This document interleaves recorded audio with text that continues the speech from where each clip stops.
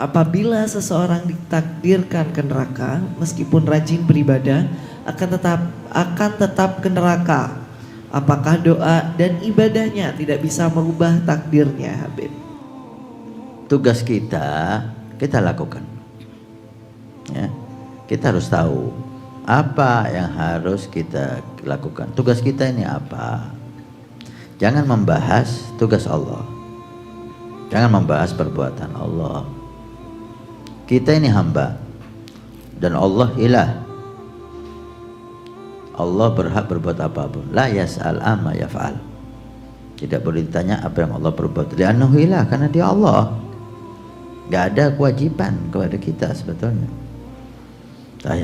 Dan kita hamba, lakukan apa yang diperintahkan oleh Allah. Kita disuruh apa oleh Allah? If'al la taf'al. Lakukan sholat, lakukan ibadah ini, lakukan ini, lakukan ini. Lakukan. La taf'al, jangan kau lakukan ini, jangan kau lakukan ini, jangan kau lakukan. Tinggalkan. Itu tugas kita. Lakukan tugas kita. Godok, godar, itu bukan urusan kita. Itu urusan Allah subhanahu wa ta'ala. Itu urusan Allah. Jangan kita tidak konsentrasi atas tugas kita. Kita sibuk membahas pekerjaan Allah subhanahu wa ta'ala. Allah nantikan kita apa, Allah tidak nantikan kita apa, nanti takdirnya di mana. Itu urusan Allah, bukan urusan kita. Udah serahkan sama Allah. Urusan kita apa? Apa perintah Allah, apa larangan Allah. Jadilah hamba yang baik. Jangan jadi hamba yang usil ngurusi takdir. Itu hamba usil, itu urusan Allah. Ada seorang guru mulia, punya santri yang mulia. Si santri ini berhasil diarahkan, dibimbing oleh guru sehingga dia bisa mengetahui hal yang gaib, sehingga bisa melihat lauhil mahfud. Ketika dia mulai, si santri ini melihat di lauhil mahfud tercatat bahwa gurunya yang menjadi sebab dia sampai ke Allah min ahlin nar, calon penghuni neraka. Bisa dibayangkan, santri melihat guru mulianya tercatat ditakdirkan calon penghuni neraka. Gelisah dia, sumpah dia sampai gak datang ke gurunya. Dipanggil sama gurunya. Kenapa? Gak bisa ngomong, gimana mau ngomong? Saya tadi malam bangun malam tahajud, dibuka hijab melihat lauhul mahfud nama antum termasuk penghuni neraka. Gak mampu dia ngomong seperti itu. Dipaksa sama gurunya, seakan-akan gurunya tahu penyebabnya. Tidak bisa tidak, dia harus mengatakan, maaf guru, saya beberapa malam yang lalu dibuka hijab oleh Allah, saya melihat nama sampean ini termasuk calon penghuni neraka. Si santri terkejut. Apa yang dilihat dari gurunya? Dia pikir gurunya nangis, dia pikir gurunya sedih, dia pikir gurunya stres. Gurunya malah marah sama dia. Kamu baru tahu? Saya udah tahu mulai dulu. Subhanallah, si guru tahu namanya tercatat menghali neraka. Surga neraka bukan urusan saya dan bukan urusan kamu. Itu urusan Allah. Itu hak Allah. Tugas kita ibadah, melakukan apa yang diwajibkan dan meninggalkan apa yang dilarang. Udah titik, kita hamba.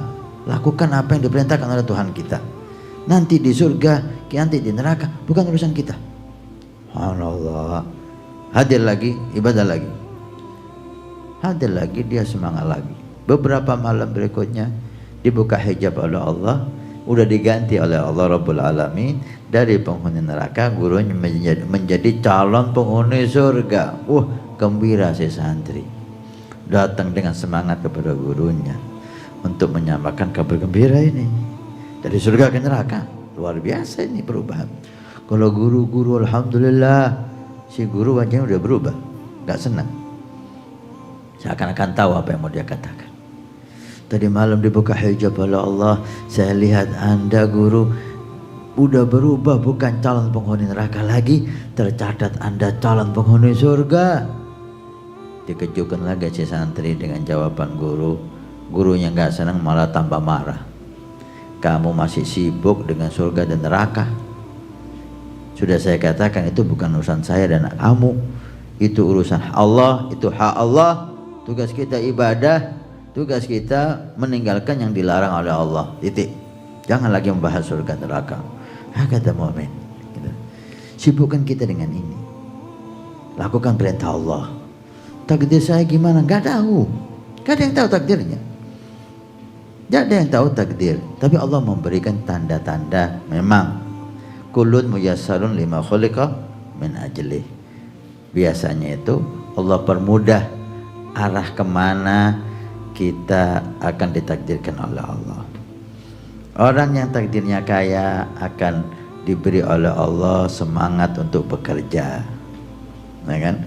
Nah, tadi Rara Ismail memberikan kita resep, yang satu dari Syekhana Khalil Bangkalan, yang satu dari Laura Ismail Khalil Bangkalan. Yang dari Syekhana Khalil membaca surat Salam dan membaca surat Al-Ikhlas. Yang dari Laura Ismail 3 kalimat Qaf lam ain. Ain lam qaf. Ain lam qaf alaqah. Orang yang ditakdirkan kaya biasanya Allah permudah dia untuk semangat kerja dan mendapatkan pekerjaan dan seterusnya. Orang yang ditakdirkan surga Allah permudah dia untuk ibadah, bertemu orang-orang saleh, dan jauh dari maksiat. Demikian naudzubillah, orang yang ditakdirkan neraka oleh Allah, Allah permudah untuk bermaksiat dan bertemu orang-orang jelek dan cinta kepada mereka dan berkumpul mereka di neraka Allah. Ini hanya tanda, bukan urusan saya dan Anda. Sekali lagi, tugas kita sebagai hamba, lakukan ibadah yang diwajibkan oleh Allah, jauhi apa yang dilarang oleh Allah. Insya Allah akan menjadi hamba, Anda akan menjadi hamba yang mulia. Para ulama kita sejak dulu membahas ya, apakah doa itu bisa merubah takdir atau tidak, ya kan? Apakah silaturahmi juga dalam sebagian hadis kan dikatakan silaturahmi itu memanjangkan umur. Apakah umur itu yang sudah ditakdirkan oleh Allah bisa berubah karena sedekah, karena silaturahmi dan lain sebagainya? Sebenarnya seperti ini, kita kalau mau memahami terkait definisi qada dan qadar, ya kalau kita mau memahami secara betul-betul maka tidak akan ada yang namanya kebingungan ya antara apakah takdir itu paten atau kondisional, bisa berubah atau tidak. Ini satu pembahasan yang oleh para ulama tauhid itu sering dibahas, bahwa qada itu ada dua kan, ada qada mubrom paten, ada qada yang mu'allaq kondisional. Ya, apa itu qada mubrom? Apa itu qada mu'allaq?